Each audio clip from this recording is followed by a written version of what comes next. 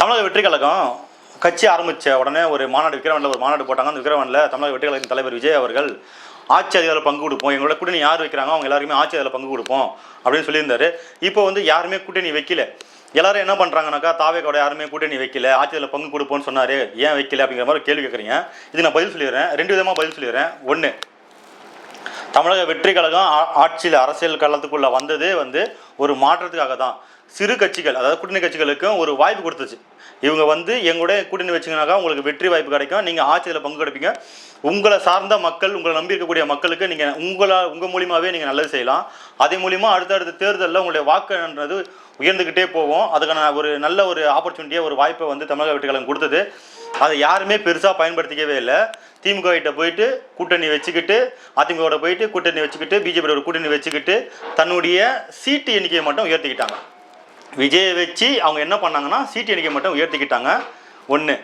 ரெண்டாவது, மக்களுக்கு இன்னைக்கு ரொம்ப தெளிவாக விளங்கிருச்சு. தமிழக வெற்றி கழகத்தின் தலைவர் விஜய் அவர்கள் ஆட்சியில் பங்கு கொடுப்பேன்னு சொல்லியும் இவங்க அதை எதிர்கொள்ளாமல் விஜயை மேற்கோள் காட்டி தனக்கான சீட்டுகளை மட்டும் ஒரு சீட்டு 2 சீட்டு மட்டும் உயர்த்திக்கிட்டாங்க. அப்போ மக்கள் ரொம்ப தெளிவாயிட்டாங்க. இந்த கூட்டணி கட்சிகள், இந்த சிறு கட்சிகள் மக்களுக்கான கட்சிகள் இல்லை அப்படிங்கிறது ரொம்ப தெளிவாக இன்னைக்கு மக்களுக்கு போய் எக்ஸ்போஸ் ஆயிடுச்சு, வெளிப்படையாக தெரிஞ்சிருச்சு. இது ஒரு நல்ல ஒரு தமிழக வெற்றி கழகம் எடுத்த ஒரு நல்ல ஒரு மூவ்னே சொல்லலாம். ஏன்னா இன்னைக்கு மக்கள் குழம்பிட்டே இருந்தாங்க. நம்ம சிறு கட்சிகளுக்கு ஆதரவு தெரிவிச்சுக்கிட்டு இருக்கோம், இந்த கட்சிகள்லாம் நமக்கு உதவி செய்கிறாங்க, நமக்காக தான் நிற்கிறாங்க, நமக்காக தான் பேசுகிறாங்க, நம்ம வளர்ச்சிக்காக தான் அவங்க பாடுபடுறாங்கன்னு நினச்சிக்கிறேன்.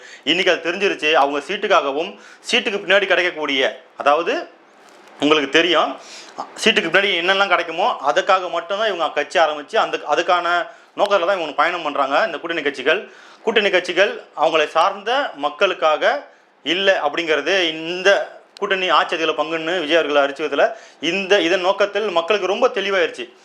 ஒரு குழப்பத்திலே இருந்திருப்பாங்க, இந்த கட்சி நமக்கு உதவி செய்தா இல்லையா, நம்ம அதுக்கு ஆதரவு தெரிவிச்சிட்டு இருக்கோமே, நம்ம இன்னும் இந்த கட்சியில் பயணம் பண்ணலாமா வேணாவா, இவங்களை நம்பலாமா வேணாமா அப்படிங்கிற எல்லா கேள்விக்குமே இன்றைக்கி ஒரு முற்றுப்புள்ளி வச்சு ஒரு முடிவு, ஒரு தீர்வுமே கிடச்சிருச்சு.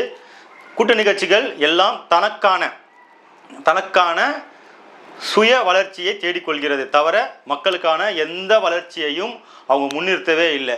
இப்போ இந்த சிறு கட்சிகள் கூட்டணி வச்சதுனால மக்களுக்கு என்ன லாபம் அப்படிங்கிறத மக்கள் நீங்களே சிந்திச்சு பாருங்கள்.